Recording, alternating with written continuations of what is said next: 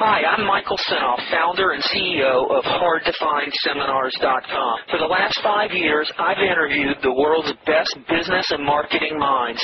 Now my challenge is to build the world's largest free resource for online, downloadable audio business interviews. I've learned a lot in the last 5 years, and today I'm going to show you the skills you need to survive.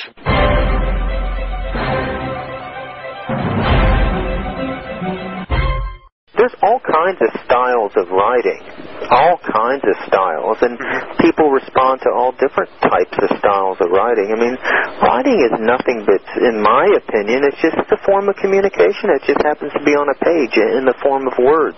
Yeah, it's just getting thoughts and expressions and ideas and a message across to somebody. I think some of the stuff I read in the copywriting courses, everyone's copying everybody. They're just spewing out the stuff they learned from the guy before. There's very little original stuff if you think about it. Right. And what if all these guys are wrong? All the same stuff we've been studying over and over again in all the courses. Some of it definitely is impactful and definitely applicable, like with headlines. I mean, there's some important stuff, but you think about a piece can make a lot of money just with like a 1% response or a 2% response. But what if there's a whole other way to do writing and copywriting that you can generate 20, 30, 40% response? I mean, why aren't 99% of the people responding to your letter? Right. It's a combination, too, of not only your writing, but the marketing that you put behind the writing. You know, where is your writing placed in the marketplace? What kind of advertising are you doing? How are you marketing that brochure, that sales piece, and that contributes to the response as well? It's not just the writing. If you don't market that marketing piece the right way, you're going to cut your response way down, too. That's true. I mean, there's a lot of aspects to it. I think what I'm just trying to say is you've studied a lot of the same stuff I've studied. We've both read a lot of the rehashes, and you read over and over the same stuff just spewed out in different ways. What I'm saying is there's a possibility that there may be new ideas and new ways never explored by anyone because so many people are used to copying each other and don't have the confidence to try anything new, that there may be ways that will leave all these techniques we've been learning in the dust. That very well could be. The more I study, I always have that lingering thought actually in the back of my mind that I might be covering up some of my original thoughts over these rehash thoughts. You know, kind of like schooling will sometimes stifle your creativity.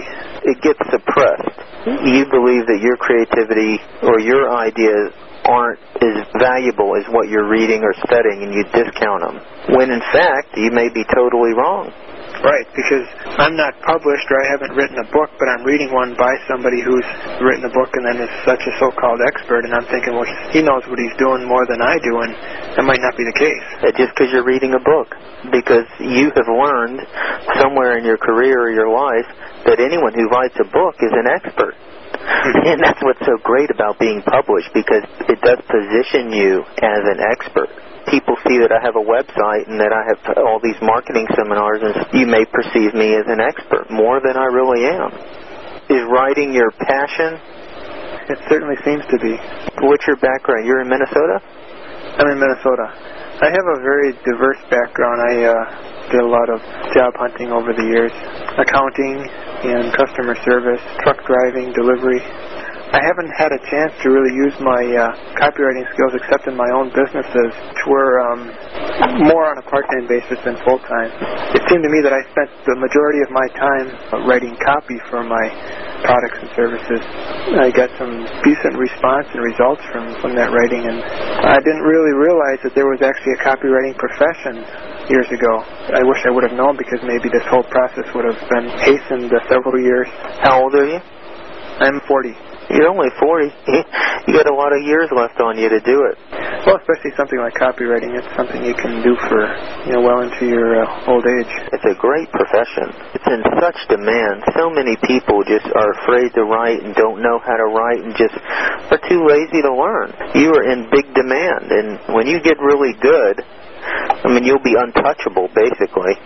Because you're... Well, I see what the big market is with small businesses, because these corporations, they all have advertising people or departments, and they do a lot of hiring freelance, but these small business people, they don't have the budgets, and they don't have even the knowledge of copywriting.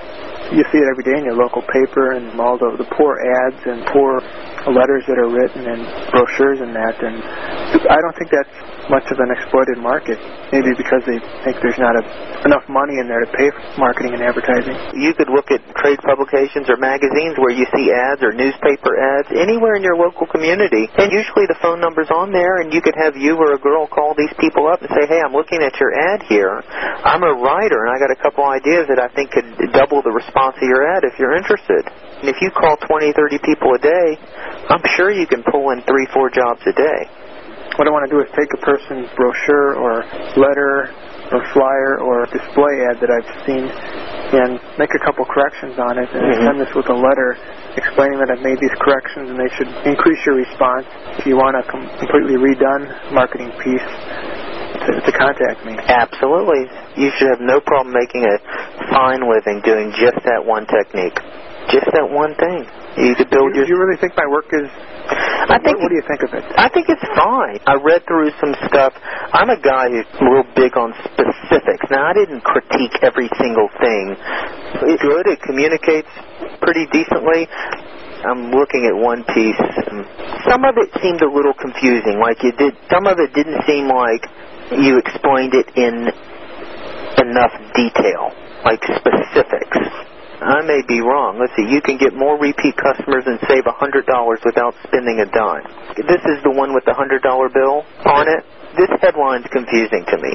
So I see a $100 bill and I read this. You can get more repeat customers and save $100 without spending a dime. Maybe identifying the business owners like retailers. Now you can get more repeat customers, or hair salon. Maybe identifying who is this message going to right in the headline. I don't want to sit here and critique your stuff because I think overall it's great. And some of the stuff you had mentioned was older stuff.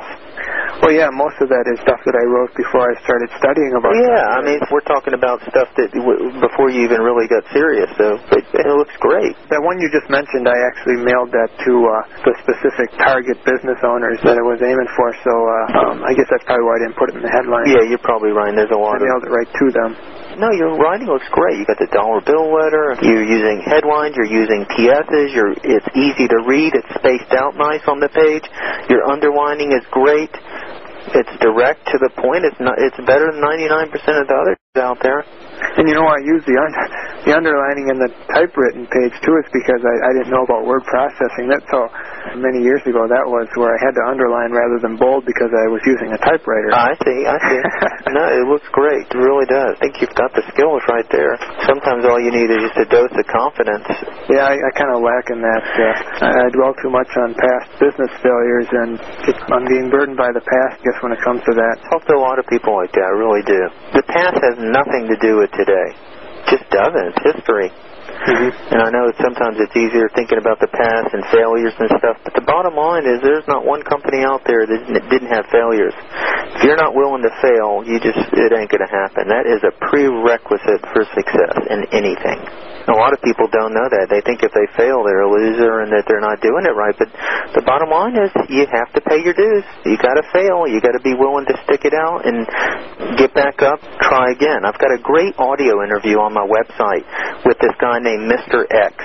He's a multi-millionaire, and he talks about his failures. I think he's a Vietnamese guy. I'm not exactly sure where he's from, but he's a multi-millionaire in some big radio cellular phone technology. And you can listen to the interview, and he's got some great philosophies. Hi, it's Michael Senoff with HardToFindSeminars.com.